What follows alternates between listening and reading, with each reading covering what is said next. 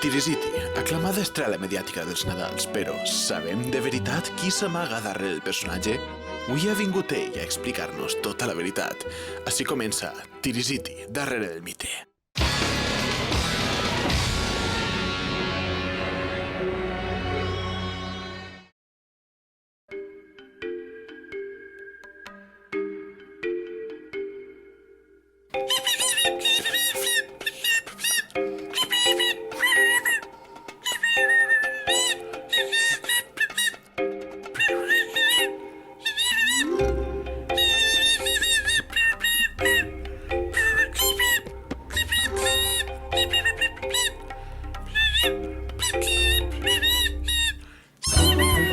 I així va ser com va començar la meteòrica carrera de Tirisiti per Hollywood. Tot eren èxits, les productores se'l rifaven, inclús va protagonitzar pel·lícules tan importants com Rambo,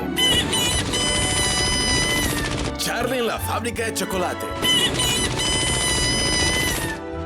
Tirisiti era cada vegada més ric i famós i finalment va caure en una espiral de vicis i decadència. Vaixells de luxe privats, partides il·legals de pòquer i festes alcohòliques sense fi.